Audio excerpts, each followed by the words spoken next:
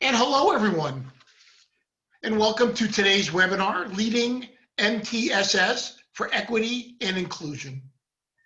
First off, we at Corwin wish health and well-being to all of you, your families, and your communities. During this difficult time for educators, we're so happy that you took the time to join us today for some professional development. Just to let you know, if you have questions for the presenters during the meeting, please type them into the chat function.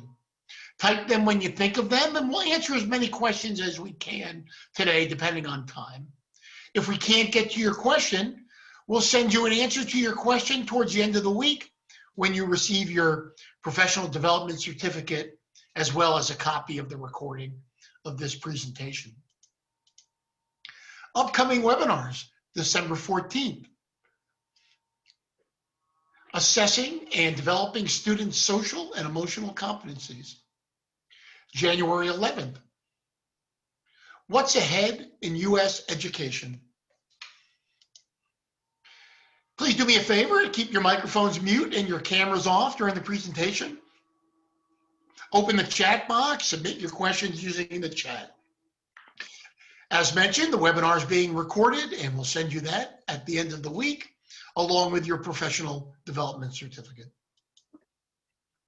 Now what I'd like to do is turn the presentation over to Jessica Allen, publisher for Corwin, to introduce today's presenter. Hi everyone, and thank you so much for being with us. I'm thrilled to introduce two author dream teams, both experts in MTSS. The first presentation is going to be by Dr. Jessica Hannigan and Dr. John Hannigan. And then after that, we will hear from Dr. Amy McCart and Dr. Dawn Miller. So Jessica Hannigan is a former California Outstanding School Psychologist of the Year and an Administrator of the Year. She's currently an assistant professor in the Educational Leadership Department at Cal State Fresno. Her expert trainings focus on the design and implementation of MTSS, RTI, and PBIS systems, as well as SEL. Dr. John Hannigan is an executive leadership coach for Fresno County Superintendent of Schools in California, and he is a former principal, assistant principal, instructional coach, and teacher. As a principal, his school received many accolades, including the California State Distinguished School Award, a Gold Ribbon School, and it was recognized as an exemplary RTI school for both academics and behavior. Our other author team, Dr. Amy McCart, is a professor with the Department of Special Education at the University of Kansas and a co-director for the School-Wide Integrated Framework for Transformation, SWIFT, Education Center, which was established in 2012. SWIFT provides academic and behavioral supports for all students, including those with the most extensive needs. Amy has led MTSS work in a number of urban schools, rural as well. Urban schools include New Orleans, Kansas City, and Washington, D.C. Her co-author, Dr. Dawn Miller, is an Associate Director of Technical Assistant at SWIFT. Prior to joining SWIFT, she was the Innovative Projects Facilitator for Shawnee Mission Public Schools and was a Project Director for statewide implementation of the problem-solving process, and she helped develop the Kansas multi-tiered system of support. So with that, I'll turn it over to our first presenters, Dr. Jessica and Dr. John Hannigan. Hi, everyone. Welcome. We're advancing the slide here. Hold on. There we go. Hi, we're excited to be here with you all today. My name is Jessica Hannigan. And I'm John Hannigan. And so feel free to reach out. Trying to back up the... Follow us on Twitter. We have a community of resources also on our Facebook group, Equity and School Discipline. So give us a follow, where fellow educators share out their success stories and implementation and strategies and tools. And we're just honored to be here with our colleagues that are presenting after us. It's just an honor to be here with them, and you're going to get great information. Welcome to the MTSS Startup Guide. Just want to let you know you're going to get kind of a teaser overview of what this book could provide for you today. But again, like John said, stay in touch with us and we'll continue helping you with any questions or next steps that you're interested in. We're chuckling because our screen beeps every time we click, and then it pauses and it double clicks. So we all love technology. So here we go. If it moves from the screen, I apologize. But we are being tested for adaptability now more than ever. Okay, so when thinking about MTSS, John and I, because we have such lovely conversations together over dinner, we were just really curious and really studying and understanding the common definition of MTSS. So what we did, and I'm not going to click the slide again, you saw the map. What we did is we studied every Department of Education definition of MTSS because we wanted to know, what is it that we're doing here? What is the common definition? What does this look like throughout the nation? This is one example of what we studied. So just want to kind of show you, we did this for every state that had a definition. This is California's definition. You could see here in bold. MTSS aligns the entire system of initiatives, supports, and resources, and implements continuous improvement processes throughout the system. And so we looked at every state and we saw a lot of commonality or similar ways of saying kind of the same thing. And so what we did was we mapped out what those structures would look like. And this was our living room. These slides are killing me. I didn't even push it. Okay, we're gonna go back to the, let's see if we can. I'll do that. You explain our map in our living room. So that map in our living room, that was from A Beautiful Mind. That wasn't our living room, but you can kind of see the kind of the thinking around a lot of different ways of saying the same thing. And in education, we like our acronyms, and we like to be able to align these systems. So basically, what we saw was more common things than not. So as we're getting our mind wrapped around another, don't think of initiative, it's more of that structure and the alignment of those resources. Because as I've gone out to support schools, their effective filter starts to increase when they start hearing MTSS. They think of it as a new initiative, another thing to do, when in all actuality, they have a lot of those structures in place already existing within their current framework. This is just a way of aligning those structures. And so through our synthesis of these definitions, these Department of Ed definitions, our experiences with working with schools throughout the nation, here are kind of our Hannigan Reader's Digest version, which we think could be applied to any implementation of MTSS. And really the key components are the aligned and coordinated tiers of supports for both academic behavior / we integrate behavior and SEL together, a systematic framework that requires structures, conditions, and supports, and prevention tier 1, intervention tier 2, and remediation tier 3, is creating a school designed around the primary focus. What is the why? The why is the focus of equity, inclusivity, and access for all students with all stakeholders involved. One note we want to make really clear, MTSS is inclusive of all research-based initiatives and interventions. It's not just limited to PBIS, and it's not just limited to literacy. All right, so this is the foundational pieces. Let's see what the delay looks like. I just clicked next slide. Let's see if it, that's a little longer than. Okay, there we go. So when we wrote the MTSS startup guide, what we did was take from a lot of the existing resources. So this isn't to take the place of PLCs. This isn't to take the place of RTI.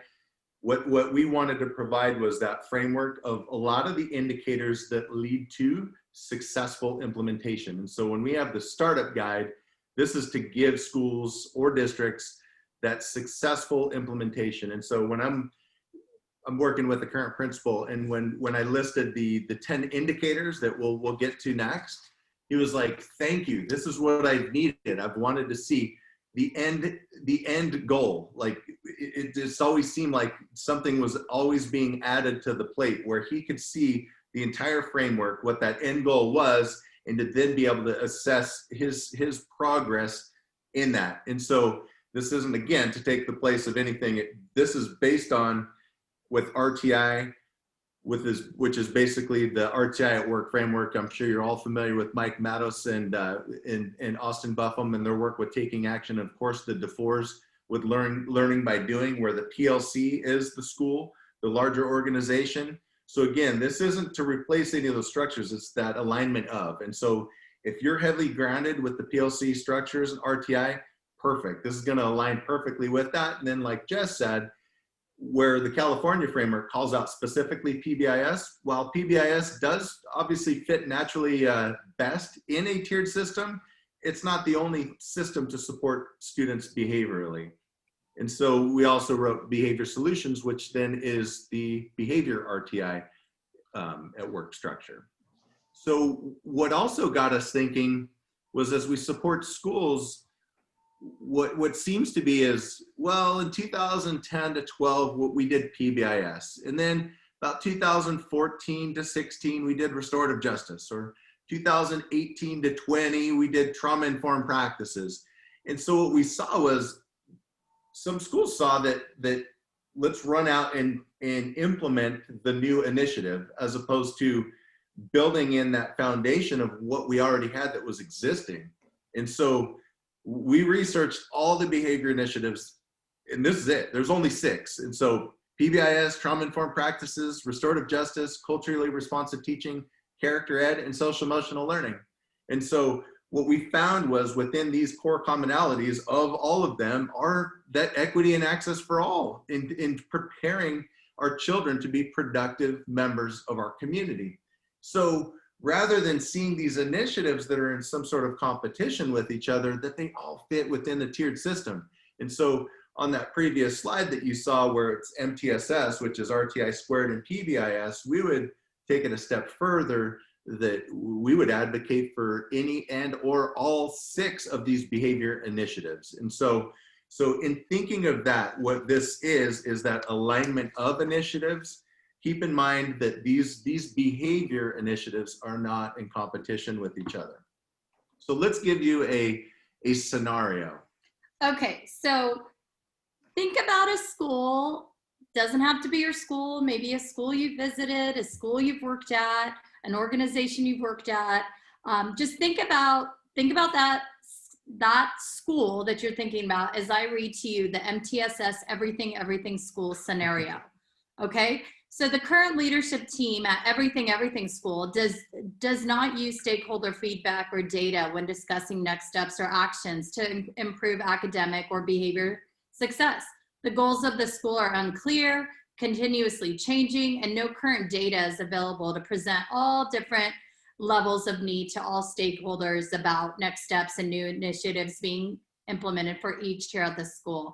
In fact, there is a large disconnect between what the school leadership claims as an array of programs, initiatives, interventions happening at the school, and what the teacher staff say is actually happening. Okay, so in the chat, your school is given the directive to establish an MTSS framework. And I'm talking about this school right now, this Everything School. What are your first starting actions? So in the chat, tell me, where would you begin if you had the Everything School, where everything was happening at the same time, but we didn't know if anything was working or not? Gather data, identify benchmarks, analyze. Nice, that typing's going fast. Data, look at what, yep, collect data, yep.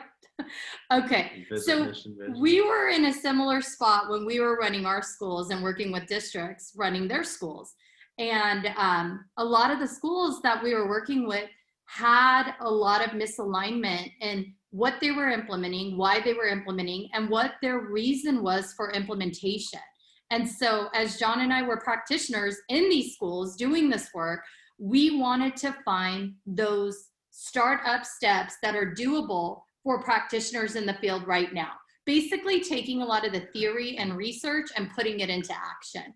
And so just wanted to get you thinking about the scenario, because that's what really led us to identify these 10 MTSS, want to be clear, startup indicators. This is a startup guide.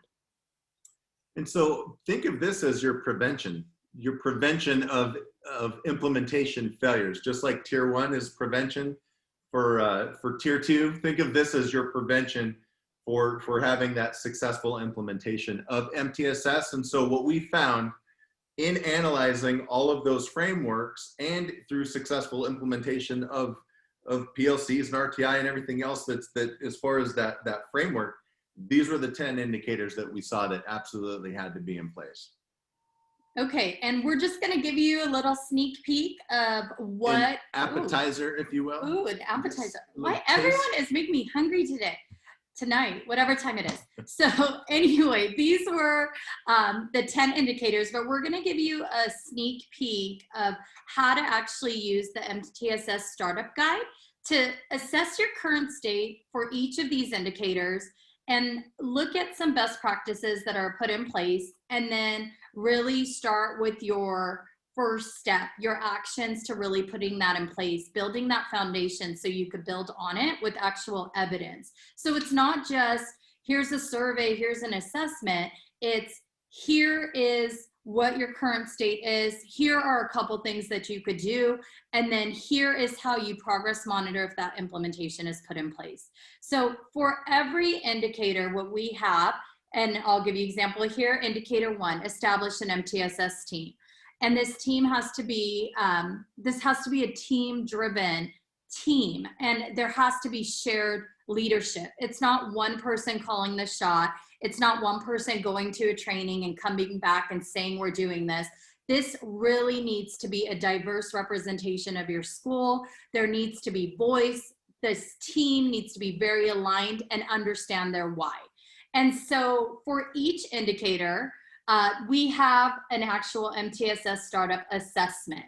And so you as a team would pick up this book, you would start from indicator 1, you would go to the MTSS startup assessment, you would take your current state of that indicator, and then that will give you a really good place to think about, okay, what are 1 or 2 actions we could put into place, by when, by who? And so you could see here, indicator 1, 0, 1, 2, you see the criteria. Just think of it as an academic rubric. You're trying to get to the place where everything in that 2, you actually have physical evidence for. And not just compliance evidence, evidence that it's actually happening, like you all said, with data. I got a lag, let's see. Okay, so just kind of showing you in the book, we have the common definition. So you'll see a common definition, some success criteria, just kind of getting you to think about, okay, what do we currently have? What could we do to tighten up this indicator? And then it goes into a sample or 2 for each. And so just wanted to show you, this is one example of really starting to think about who is on your team, what is the purpose of your team, how often does the team meet, what data are utilized, and not just quantitative data, which is the basic number type data, but also stakeholder data. How is that qualitative data also being utilized? And how is the data that you're collecting and using actually aligned with your school-wide goals, which is the job of your MTSS team? How often or how are information and input gathered from all the different tiers of supports on your campus? And do you have some sub-teams really taking on some more kind of intensive areas or intervention areas for both academics and behaviors? How are you all working together? So we have little prompts, reflection guides, things like that. And so the idea of teaming isn't a new concept, but what you'll hear is the importance of those teams and those structures and those communication structures within and between. And just like Jess called out, with those sub teams that are those teachers that, or the staff that can move a lot more efficiently and fluently, instead of, you know how hard it is for an SST meeting to try to get all these, people in one room at the same time. This team can move a lot more fluid and efficient. And so for indicator 2, we need a sampling of not just that qualitative data or that quantitative data, as in, scores or reading levels or things like that, but also perception data, which is extremely valuable. And so I'm going to talk a little bit about that. And so within this indicator, assessing those stakeholder beliefs, those perceptions, but not just stakeholders in terms of my teachers or schools within my district, but even those partnerships that we have and those stakeholders within our community. And so again, on this rubric, we wanted it to be very practical, evidence-based with some success criteria attached to it as well. And one of those things that you'll see that's critical is on the bottom is that evidence of student voice. And so a lot of times as we're seeking input, as we're designing these experiences for our students, oftentimes we don't reach out to the most valuable resource in our schools, our students. How is your experience through what we've created for you? Because for us to change and make our experiences better, we need those stakeholder input. The other thing that you probably saw in there was mission vision. And we worked with the school that said that was 10 years ago, the whole mission vision thing. That was a 10 years ago thing. Mission vision, that's our fundamental purpose. That's our why. That's our North Star, what we aspire to become. And so if you can see on the previous slide here, this is the former district that I worked in when I was a principal. This was our district, because remember, MTSS is the entire structure. So it could be the entire district or the school site. And so just to kind of call out this specifically was, as a principal of my school, our decisions, the way we allocated our resources were in direct alignment with our district's mission, vision, and then goals. And so when you see these goals, you'll see raise student achievement, close the achievement gap, ensure safe environment. Okay, well, raise student achievement, that's effective instruction, solid tier 1. Close the achievement gap is basically our response to intervention, and ensure a safe school environment would be any of those behavior initiatives, behavior supports that we're providing. So out in California where we are, state priority 6 talks about ensuring a safe environment. So as a district, it's in alignment to the state priority. As a school principal, I'm designing my LCAP and how I allocate my resources to the district. So my point in this, it's beyond just the mission vision, but obviously we have to know what is our fundamental purpose, why we exist, so that all the things that we do and the decisions we make are in alignment. And then you'll see the strategies there: professional learning communities, effective instruction, and multi-tiered systems of support. That was it. And guess what? Our initiatives for next year: professional learning communities, effective instruction, multi-tiered systems of support. So rather than being in a system where we have a new initiative every year and I'm trying to get my feet under me saying, what the heck are we doing? Just give me a chance to do this well. That we stand strong in these are the 3 initiatives and we're going to do them well. And again, to tie it to the other indicators, this is your MTSS team's charge, is to make sure that there's this clear, coordinated, and aligned system of support. And there are some very clear common goals that you all are working towards as a school. And when we talk about vision, it's not about wordsmithing it or spending 2 weeks. What about this word or what about that word? The vision is, I'm a brand new parent enrolling my student in your school and my child has severe autism. I should be able to feel your vision just the second I step on your campus. It lives. I can come in from another planet and I know exactly what this school's all about because it's a lived, don't worry about if people have it memorized or anything like that. But then the further point of that then becomes the vision turns to action with these collective commitments that are turned into we will statements. These are actions. It's not we believe this or that, it's we will. These are the promises we're making to our students that are in alignment with our, so again, MTSS is the alignment of all the structures that we have in place. Okay, and we just highlighted one more indicator, and we're, like I said, we're giving you a little sneak peek of each. And then I know our colleagues are going to go into some great resources as well for you. But indicator 3 really delves into now, we have a team. Indicator 2, and I saw some questions. Absolutely, your leadership team can be your MTSS team. John and I are not stuck on stuff like that, where it's, you know, nope, the MTSS team could only be this, and you have to call it this. That's not how we've been successful as we lead. You look at your team, you look at who's your guiding coalition at your school, and you really kind of assess, like John said, an indicator 2, what is your purpose of your team? What are those school-wide goals? And how is every tier in place and everybody understands their role and responsibilities in meeting those school-wide goals? And you, as that MTSS coalition, is making sure that that is happening. So indicator 3 goes into now, what are the roles and responsibilities of all in this structure?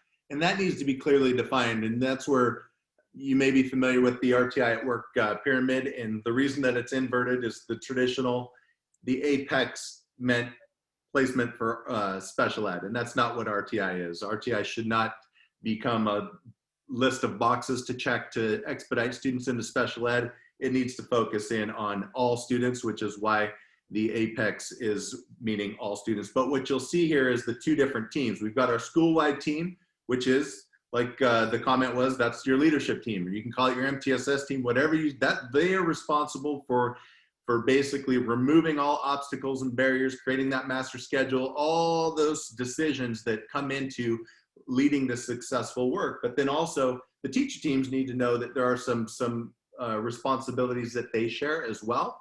Then what we mean by establishing and apportioning roles and responsibilities, because as we have a student that may be moving into a tier 2 intervention, that the communication between the intervention team, the school-wide team, the teacher teams, again, I had Arthur that was pulled on Tuesdays and Thursdays to go to a small group tier 2 intervention every Tuesday and Thursday from 1 to 1:30. I had no idea what they were working on when I was a teacher, but that would have been helpful to have those communication structures so that I could have helped Arthur generalize those skills within my own class. And then lastly, we like to call out this as the systemic behavior gap. And when we say behavior, we're talking about adult behavior. Oops, if we can go back to.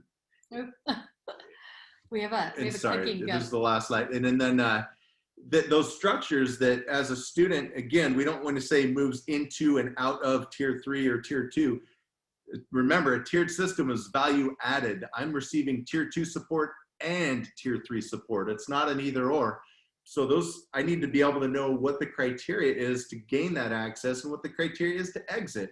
And so those communication structures, as any initiatives fail, can be traced back to those 5 things that you see on the right of that RTI pyramid: collective ownership, communication, collaboration, coordination, and capacity building.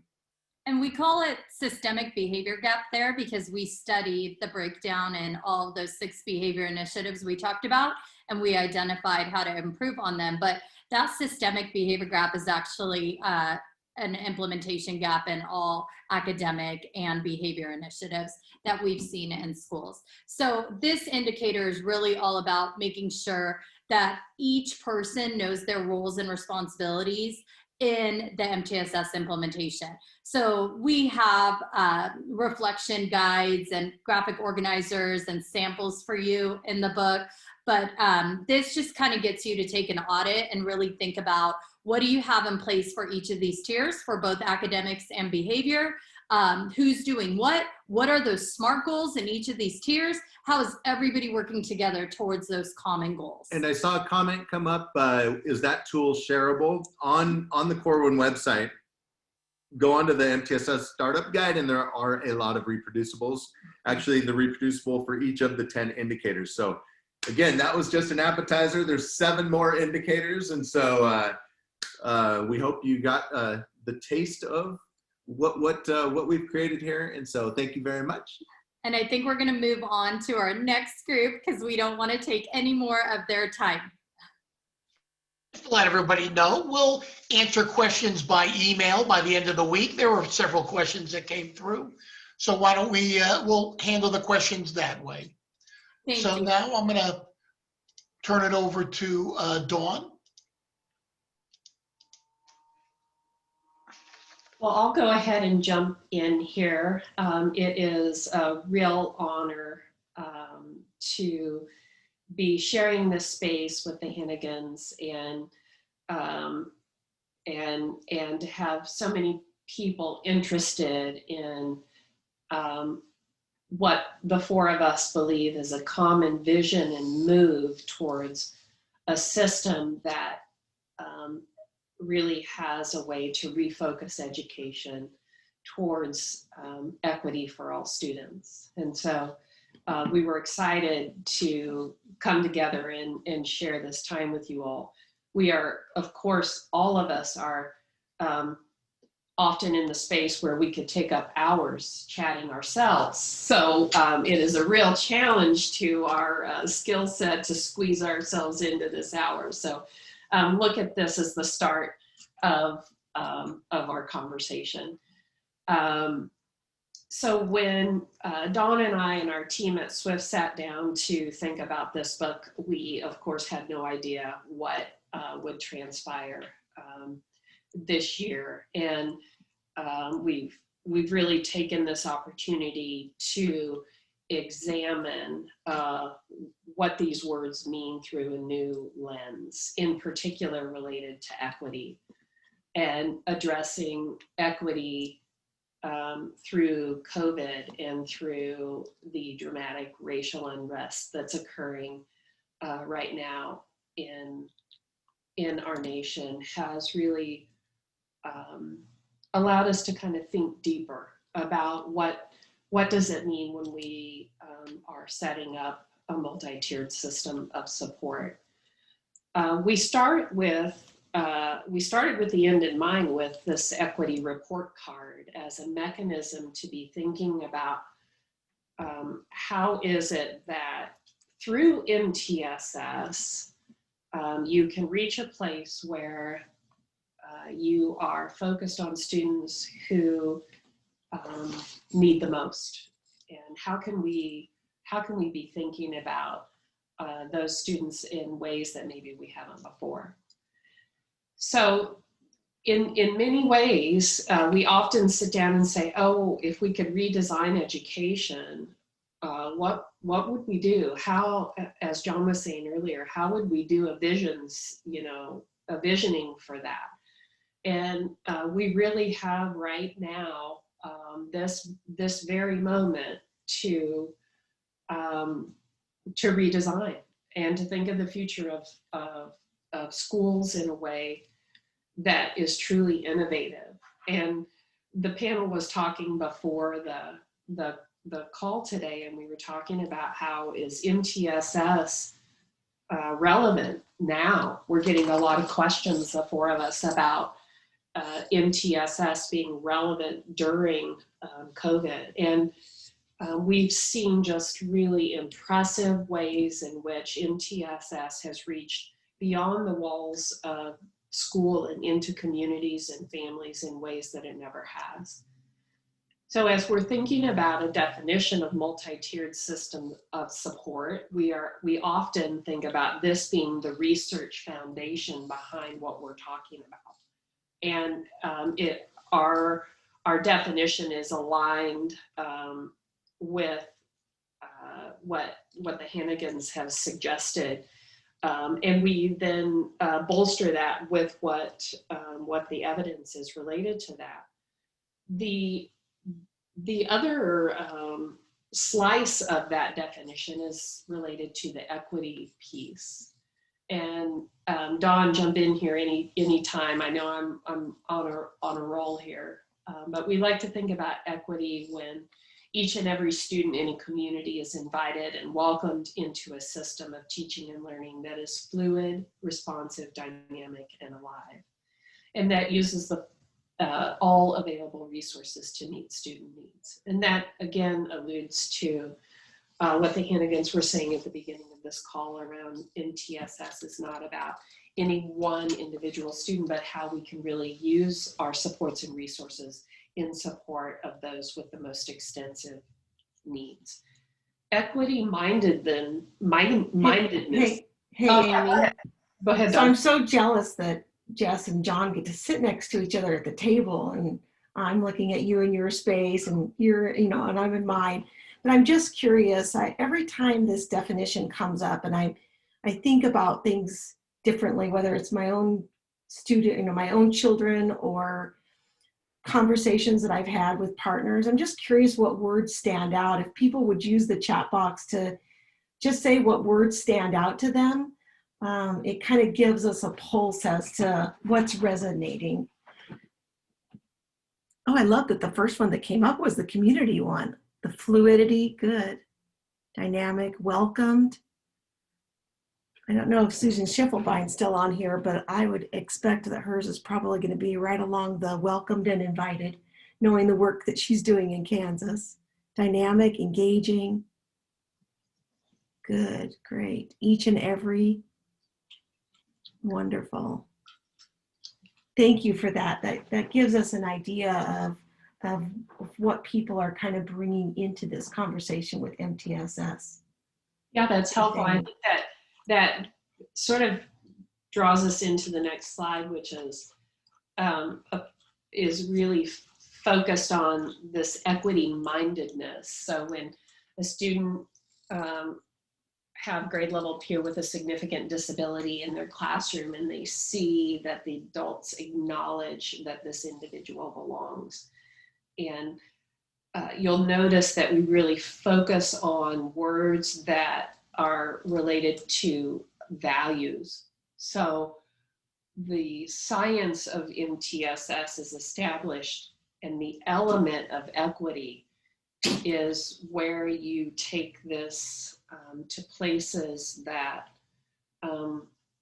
we haven't before as an education system.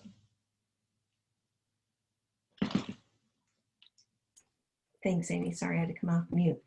Yeah, this piece around the values, I think, is really empowering when we think about what we do with MTSS. And we have a tagline. I'm having a hard time seeing the little advancing slide on here.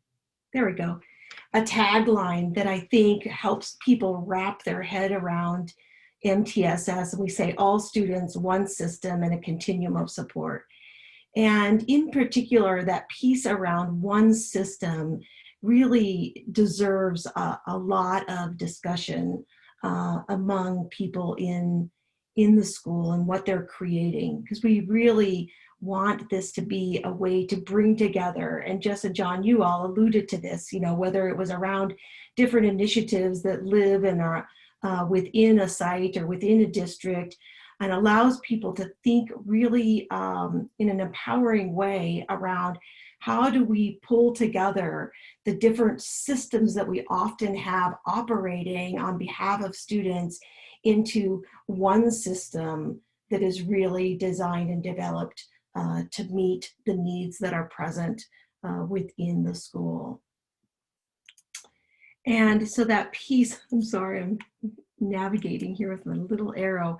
A way of thinking about it is, and we are absolutely on the same page with you, Jess and John, around we don't care what it's called, but we have a team that really has a very laser-like focus on designing or redesigning the system. And we were hopeful when we wrote this that the book could meet teams where they're at, some of which had been down a road for a long time, but might come back to questions that allow them to really look from the lens of equity at the system that's been created, or those that are just starting, right, with being able to think about whether or not the system that's being designed, is it meeting the needs of each and every, as some of you said, that really jumped out as a phrase. So we think about kind of using this visual in front of you, we think about that right-hand side as being that opportunity to focus on the design or redesign, strengthening of the system as those things are put into place to meet student needs. I'll just tell you, every visual we have kind of has a little important meaning. So those dots down the middle, we kind of think about that as our braided opportunity to make sure that the principles of universal design for learning live throughout the entire continuum, that our approach to differentiating instruction lives throughout. And then, like we started, a very integrated academic behavior and social emotional learning focus of really being able to understand and tease out and make sure that we are developing integrated plans as they are needed, as well as thinking about integration from the standpoint of roles of folks in the system and how we are thinking about an integrated service delivery model that could be helpful. And in order to do that, the tools that we lean in on, we affectionately call the trifecta. And the trifecta for us means, as we look at our system, really doing some resource mapping around our people, our places, and our things, so that we can think beyond titles or roles of what people do, and think about the talents, interests of what they bring to the table, so that we can kind of open up our thinking around how people are used. We can do a mapping around our facilities so we can think differently about how places are utilized. And we can map resources like our curriculum guidance, our instruction or intervention supports, so that they might live historically within certain programs or purchased through certain funding streams, but we can think flexibly about what exists out there that we might want to make sure is part of a system for any student who may need support. So this resource mapping has a really important and vital role to play in MTSS in developing one system. The second part of our trifecta is, as we start thinking about how this plays out in terms of being matched to student needs, and we have a tool called the tiered instruction matrix. And Amy, I think you put the guide in there, great. So these tools live on our website for you to access, as well as are expanded on in the book, contextualizing them within the implementation process and with different examples. But the tiered instruction matrix allows a team to be able to say, we know all these things exist. When we design our system, how are we going to articulate our different tiers of support? So kind of like what's going to be kept as the design of universal support or tier 1. How do we articulate what our data decision rules are so that we have a real clear shared understanding of how we utilize data to be able to be used to respond to student needs? And then what does our support look like? So how do we do good matching of supports based on student need, not based upon some identification or eligibility process? So this tiered instruction matrix is kind of the way people can organize all their stuff, their people, their places, their things, in a way that really communicates what MTSS means for the site. And then the last part of it, which I have developed over the years, a greater and greater appreciation for anyone involved in master scheduling. And so those of you who might fall into that role might start to get a little squeamish right now, because we do understand what goes into that. But it's really thinking about how our master schedule can be used as an alterable variable, if you will, to be able to truly put in place what needs to be put in place. So that master schedule being able to look at our people, our places, our things, and being able to be used to kind of architect pulling it off. So those of you who said that word fluid stood out, that word responsive stood out, a system of teaching and learning, the master schedule where it's all at, and what it allows us to do this work, or what becomes a barrier to us doing this work well. So that is affectionately our trifecta: our resource mapping, tiered instruction matrix, and the master schedule.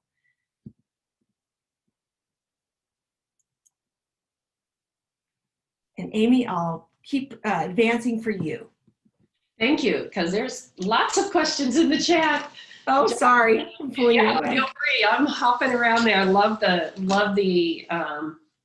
being in communication. It makes us feel like we're a little closer together. So then why are the four of us and many others across the nation investing in and talking about MTSS, and why are we so focused on this as the mechanism by which we move ahead? And that is directly linked to the evidence. And I wanted to just point out a few of those points, which is MTSS has demonstrated improved academic and behavioral outcomes for all students. Schools implementing MTSS have reduced out-of-school suspensions per 100 students by at least 33%. And schools implementing MTSS have significantly improved ELA and math scores for all student groups, including students with disabilities and students of color. Further, inclusion for students with disabilities is significantly improved by implementation of MTSS. And we mention that again here because when John mentioned earlier that we link everything back to, or actually I think it was Jess, link everything back to an evidence base that is inclusive in addition to the inclusion of our students. This is what we're referencing. I need a drink now. And Amy, this piece for people who have lived in this arena for a long time, finding a way to move the needle on LRE has been really hard when you look across the aggregate of students. So some of our latest research is really hopeful to me, to really see something that's moving the needle on that as well as in all of the other areas. And real premature because it's not in publication yet, but when you shared the data on the decrease in suspensions, some of the data that we were just looking at last week with our colleagues who are involved with our equity inclusion work, we saw across the board all those that were involved with us during the first year are decreasing in and out of school suspension significantly. And in contrast, folks that are just beginning their second year did not show that same profile. So I'm really hopeful that we finally have this evidence base behind it, because for years we had evidence base behind individual practices, and we were really resting on that 20 years ago when we were talking about a lot of these areas, and to now really see it as a system is really exciting. Yeah, I think that the calls and conversations that we're often having, and SWIFT right now is in on and off in about 20 different states, implementing at various levels of the system. The biggest conversation that we get is, how do we help this student population? How do we help our students who are Black, our students who are Latinx, our students who are homeless, our students with disabilities? How do we make gains with this population? And a panacea application of the word equity doesn't get you there, but rather a focus on a system by which you can funnel all effective practices in and to is where you begin to see those outcomes shifting for students with more significant or extensive needs. I'm waiting for the delay. Jess and John, I now understand. 1 second. Okay. So just to give you a little bit of a sense of the types of questions and activities that the book's organized around, we did the analogy of building the house and, kind of starting with your blueprint, which is your why. And I heard the Hannigans say the same thing about the why. So we're just kindred spirits in this world. The research should be part of people's why of wanting to engage in it. But then there's also that personal why. And one of the things we encourage people to do is think about, which right now, when we told people to do this in the book, it was one thing. And now it's like, okay, stop your list. But, who are the kids that keep you up at night? Who are the kids that you're concerned about? And we have people write down literally by initials or by name who those kids are, because it's a really nice reality check that as people are either re-looking at their system with the series of questions that we have for taking it to the team, or if they're creating it, you can go back to that list to kind of be like, have we created the system that this student needs? Have we created the system that is really going to make this student experience schooling the way we want them to, as well as successful within that system. So that why piece is really important.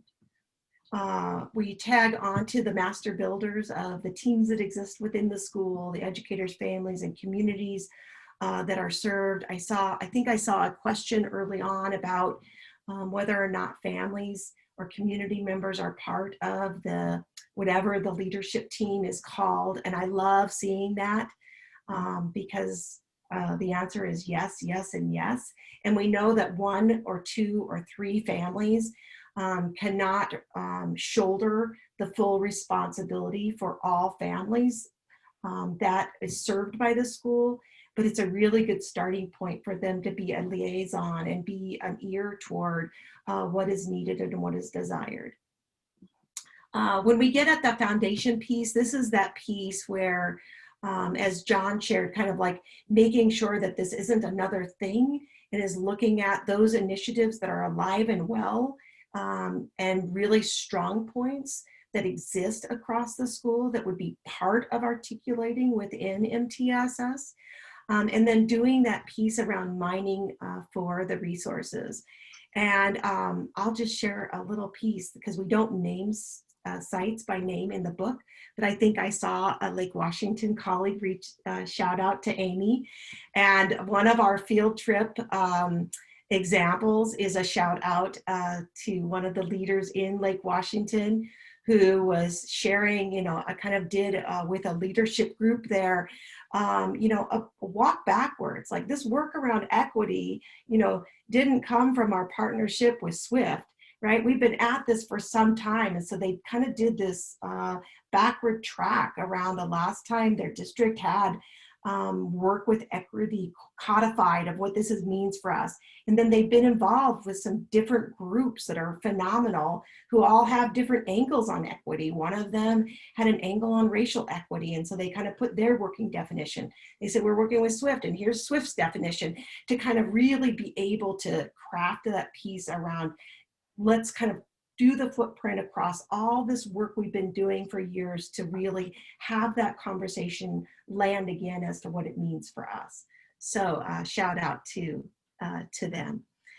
In the work on developing the structure, this is that tiered instruction matrix where it's kind of like what makes the cut for us to articulate what is provided and what's experienced by all students in our building with regard to universal supports across domain areas, how data are used. What does it mean when we come together and make decisions based upon who needs what at its earliest indication of need?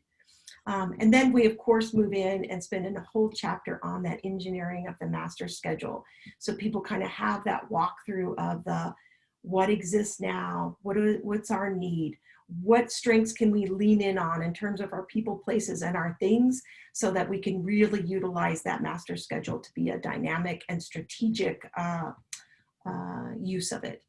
And then the making it your own part of it is a way to really dive into how we have data routines that allow us to go back to what our vision is, what our current reality is, how close are we, and then what do we need to do to either strengthen our system at a building level overall, what do we need to do to strengthen our universal supports, and how are we continuously strengthening groups of students who are receiving support as well as individual students.